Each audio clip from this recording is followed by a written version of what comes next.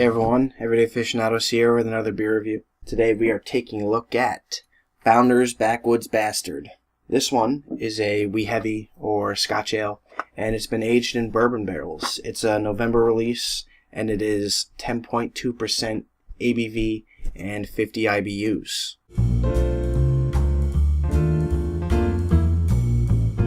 We've got your typical Founder's illustration, portrait style. This time we have a Backwoods Bastard, it seems. It's an old curmudgeon-y looking man with an axe used for, I assume, hewing timber?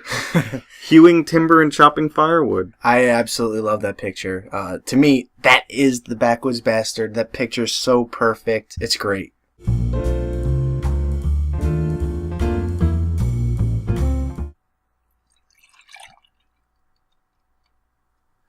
We've got some sediment in this one. Pretty fine looking sediment. It looks like it's pretty well suspended in the solution. Dark, murky. It's definitely like a dark brown, ambery type color to it. It didn't pour much of a head, but that's typical for the style. And there's some big bubbles around the edges of it. And I'm definitely getting some alcohol legs to this.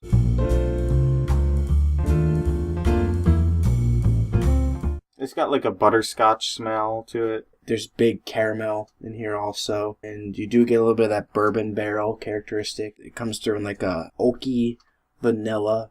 A little bit of that like smoky peatiness. And I'm even getting some like dark fruits out of here. Almost like a brown sugar raisiny type note. That smells really good. Yeah.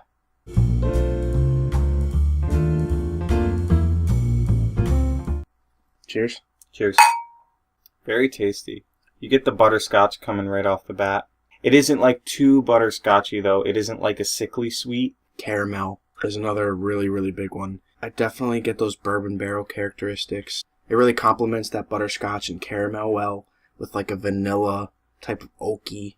It's really nice. In the middle of the mouth is where I start to get that like smoky type flavor. Surprisingly don't taste too much alcohol in here.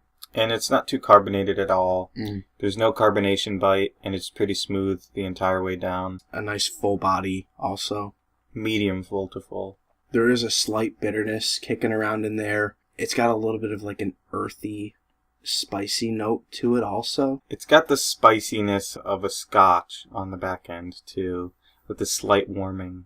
Overall, it's fairly sweet, but not overly sweet. It's balanced nicely by that little bit of bitterness and that smoky, peaty flavor. The finish, I would say, is more on the sweet side, where you get like the lingering caramel butterscotch type flavors and some of those barrel notes. You definitely get those dark dried fruits in there too, light raisin figs. And brown sugar too.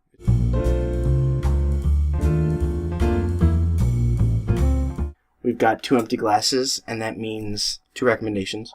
This is one of my favorite beers from Founders. It's a really, really good wee heavy, and that bourbon aging really bumps it up another level to me, which is why I'm going to give this a 5 out of 5. It's really good. I really enjoy sitting down and sipping on this. It's really tasty, really delicious. It's really complex. I do think the barrel age side of it could have stood to be a little bit more forward, but hey, it's still really great.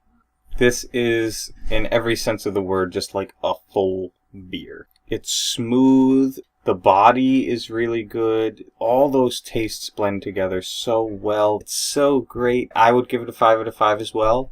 It's just totally scrumptious. Like, I feel like I'm eating a delicious treat when I drink this beer.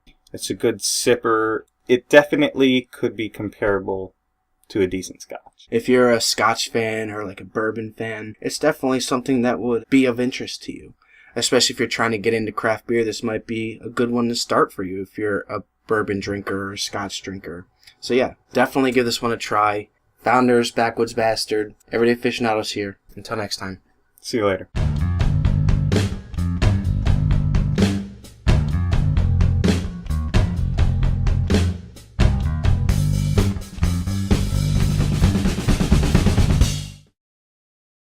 Roll out. I'll just put on one Roll out.